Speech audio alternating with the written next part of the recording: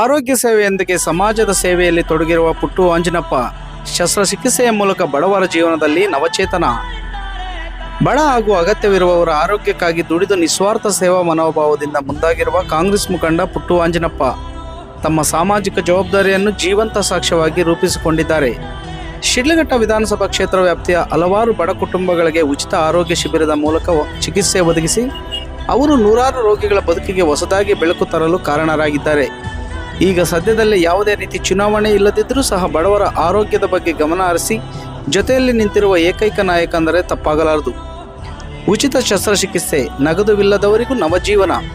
ಮೂಗು, ಕಿವಿ, ಗಂಟಲು, ಹೃದಯ, ಕೈಕಾಲು ಮುರಿತ, ಹೊಟ್ಟೆ ಗಡ್ಡೆ, ಕಿಡ್ನಿ ಸ್ಟೋನ್, ಕ್ಯಾನ್ಸರ್ ಮುಂತಾದ ವಿವಿಧ ಗಂಭೀರ ಕಾಯಿಲೆಗಳಿಂದ ಬಳಲುತ್ತಿದ್ದವರು ಬೆಂಗಳೂರಿನ ಪ್ರಸಿದ್ಧ ಸಪ್ತಗಿರಿ ಆಸ್ಪತ್ರೆಯಲ್ಲಿ ಉಚಿತವಾಗಿ ಶಸ್ತ್ರಚಿಕಿತ್ಸೆ ಪಡೆದು ಇದೀಗ ಸಂಪೂರ್ಣವಾಗಿ ಗುಣಮುಖರಾದರು. ಈ ಆರೋಗ್ಯ ಸೇವೆಯ ಹಿಂದೆ ಇರುವ ಏಕೈಕ ವ್ಯಕ್ತಿ ಕಾಂಗ್ರೆಸ್ ಮುಖಂಡ ಪುಟ್ಟು ಆಂಜಿನಪ್ಪ. ಅವರಿಗೆ ಚಿಕಿತ್ಸೆ ದೊರಕಿಸಿಕೊಡಲು ಮಾತ್ರವಲ್ಲ, ಇಡೀ ಚಿಕಿತ್ಸೆ ಪ್ರಕ್ರಿಯೆ ಸರಳವಾಗಿ ಸಾಗಲು ಸಹಾಯ ಮಾಡಿ ಶಸ್ತ್ರಚಿಕಿತ್ಸೆಯ ನಂತರವೂ ರೋಗಿಗಳ ಜೊತೆಯಲ್ಲಿ ಇದ್ದು ತಮ್ಮ ಸಮಯವನ್ನು ಮೀಸಲಿಟ್ಟಿದ್ದಾರೆ. ರೋಗಿಗಳ ಭಾವನಾತ್ಮಕ ಪ್ರತಿಕ್ರಿಯೆ. ನಮ್ಮಲ್ಲಿ ಕೆಲವರ ಬದುಕು ನಿರಾಶೆಯಿಂದ ತುಂಬಿತ್ತು, ಆದರೆ ಪುಟ್ಟು ಆಂಜಿನಪ್ಪ ಅವರು ನಮ್ಮ ಸಮಸ್ಯೆ ಕೇಳಿ ಚಿಕಿತ್ಸೆಯ ದಾರಿ ತೋರಿಸಿದಾಗಲೇ ನಾವು ಬದುಕಿನಲ್ಲಿ ಮತ್ತೆ ಪುನರ್ಜನ್ಮ ಕಾಣಲು ಶುರು ಮಾಡಿದ್ದೇವೆ. ಅವರ ಈ ಸೇವೆಗೆ ನಾವು ಕೃತಜ್ಞರಾಗಿದ್ದೇವೆ ಎಂದು ಭಾವನಾತ್ಮಕವಾಗಿ ಮಾತನಾಡಿದ ರೋಗಿಗಳು.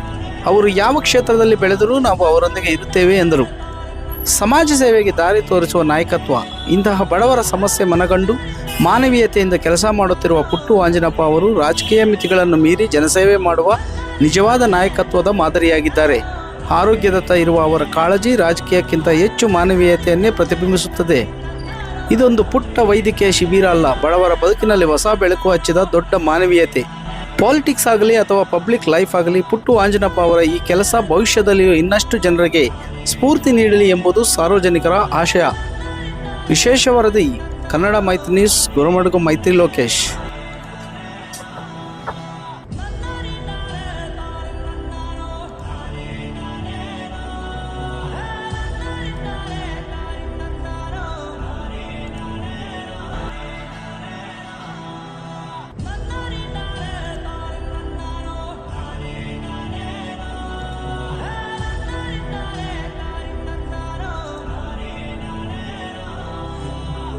ಶಿಡ್ಲಘಟ್ಟ ವಿಧಾನಸಭಾ ಕ್ಷೇತ್ರದ ಕಾಂಗ್ರೆಸ್ ಮುಖಂಡರಾದ ಆಂಜಿನಪ್ಪ ಪುಟ್ಟಣ್ಣವರು ಲಾಸ್ಟ್ ಟೈಮ್ ಒಂದು ತಿಂಗಳ ಹಿಂದೆ ಒಂದು ಕ್ಯಾಂಪು, ಬೃಹತ್ ಹೆಲ್ತ್ ಕ್ಯಾಂಪನ್ನು ಮಾಡಿದ್ರು.